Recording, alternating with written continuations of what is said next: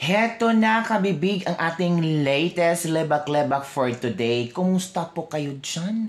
Sana nasa mabuti po kayong kalagayan ngayon at sa lahat ng mga solid subscribers ko, sa mga supporters ko, thank you very much for always watching my vlog. I really appreciate your time and effort. At sa mga bashers ko, pasensya na ayaw nyo ako. Di ayaw ko din sa inyo. Paghilo mo diha, oy. Okay, ito na. Nagsalita na si Senator Miguel Zubiri kung bakit nag-sign siya sa arrest warrant ni Pastor Kibuloy. Naku, masyasyak ka sa kanyang revelasyon, mga kabibig. As in, mag-question ka ba kung, hala, ganun pala ang nangyari? Parang naiipit si Miguel Zubiri sa kanyang, tawag dito ba? Alam mo naman, pag isang politiko talagang hahanap ng way para makakuha ng mga supporters, diba? Parang naiipit siya sa dalawang bato na nag-uumpugan sa mga senado at saka kay Pastor Apollo Kibuloy. O napanood nyo na ba ang video na nag-explain si Senator Miguel Zubiri? And I'm sure naman, paglawakan mo ang iyong pag-iisip, maintindihan mo siya kung bakit nakapag-sign siya ng arrest warrant kay Pastor Apollo Kibuloy. O eto naman si Risa Hontiveros, super happy. Sayang-saya ang ganda ng beauty niya. Diba mga kabibig? So panoorin natin, intindihin natin, at buksan ang ating kaisipan. Ito ha, kasi marami nagsasabi na, naku, kasalanan niya ni Miguel Zubiri. Kasalanan niya, wala siyang utang na loob kay Pastor Apollo Kibuloy. Siya ang nagpahama kay Pastor Apollo Kibuloy. Dapat siyang managot. Alam mga kabibig. So panoorin natin ang video at intindihin natin, okay? Let's all watch this video. Kinainan nyo na yung arrest order. Yes, nabigyan ko na kayo ng copy, di ba? I gave you guys a copy. Purely ministerial lang naman on my part. We tried to do our best to, of course, to give due process to Pastor Kibuloy. Of course, we added a show cause order to comply with the Supreme Court ruling on the family case. So I requested the chairperson to give out a show cause order, and of course, Pastor Kibuloy's camp answered it was not satisfactory on the part of the committee, and therefore we had no other choice but to issue the warrant of arrest. We tried our best, even back channeling, to ask Pastor Kibuloy to attend the best possible way we can through other intermediaries, pero ayaw talaga niya pumunta dito, so we have no other choice but to issue the warrant. Studied it carefully. We had a legal team study it together with myself, and yun ang kalalabasan nun talaga. We have to respect the committee's decision. Kasi dito sa Senado, nangingibabaw po yung committee system natin dito. So ayaw po natin mangyari na hindi natin mabibigyan ng priority ang committees, dahil syempre it will affect also the other committees, like Committee on Public Order and Security, the Blue Ribbon Committee, other committees that do like public services that do also investigations. So as far as we're concerned, we complied with the due process. Ginawa po namin lahat. Ayaw talaga pumunta dito ni Pastor Kibuloy.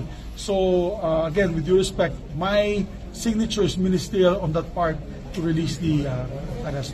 Mag-comply lang po sila, pumunta sa dito. We'll ensure him that it will be fair, that his rights will be respected, that there will be no harm that will come to him. We can guarantee na he'll be safe in the Senate when he visits, and of course respect his decisions and his answers. Kasi if he of course invokes his right to self-incrimination, we have to respect that also, kasi meron na po siyang criminal case na i-file sa kanya ng DOJ.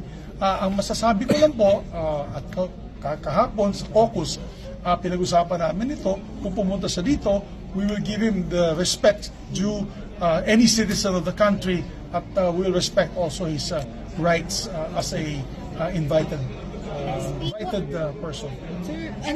Ito naman ang mga komento ng ilang netizen. Do your best talaga, Miguel Zubiri.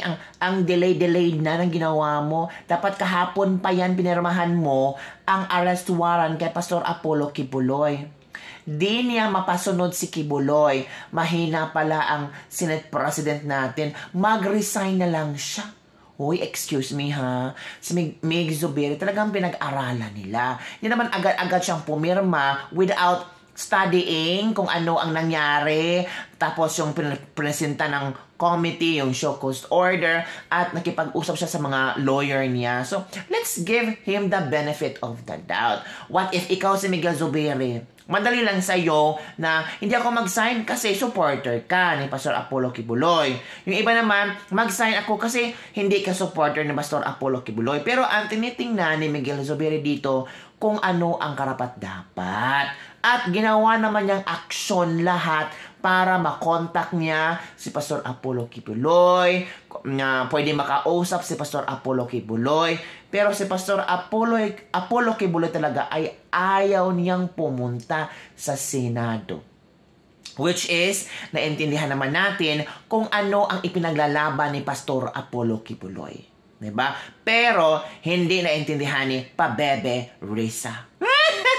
Kasi, sumagot na ang mga lawyer ni Pastor Apollo Kibuloy, tapos hindi accepted nila yung rason ni Pastor Apollo Kibuloy, yung medical churva, yung security. Parang they crushed it out na hindi yan pwedeng maging rason na hindi siya aatin sa Senate hearing. So, walang magagawa.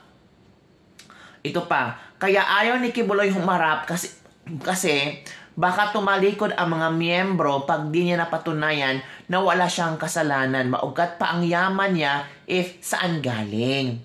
Playing safe itong si Miguel Zubiri para hindi siya mabash ng mga supporters ni Pastor Apollo Kibuloy.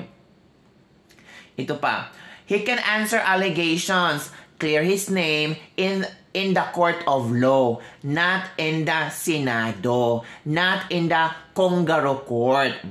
Huwag na daw iboto si Miguel Zubiri. Yan ang mga komento ng mga netizen, mga kabibig. So ikaw, naniniwala ka ba sa explanation, sa reasoning ni Senator Miguel Zubiri? Naniniwala ka ba na hindi tama ang pagpirma ni Miguel Zubiri sa warrant of arrest ni Pastor Apollo Kibuloy? Or tama lang na pumirma si Senator Miguel Zubiri para sa warrant of arrest na hinihingi talaga ni Senator Risa Hontiveros? What do you think, mga kabibig? Comment down below because I want to know what's your reason behind this issue na naging national issue na siya. Oy, ang dami nating problema. Unahin pa natin itong Pastor Apollo Kibuloy. Kasi kabibig, fina-fight ni Senator Risa Hontiveros ang katarungan para sa mga inabusin ni Pastor Apollo Kibuloy.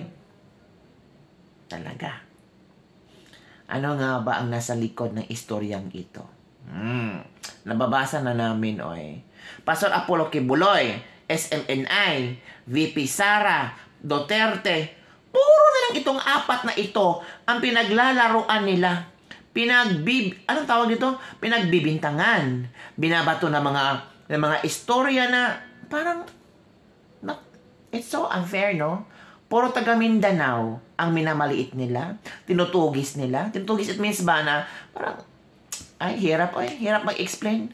Basta, kamo mga Bisaya, kabaho na mo unsay meaning ato. So yun lang mga kabibigaring. Let us live for today. Don't forget to like, subscribe, and share this video. Bye everyone. See you next time.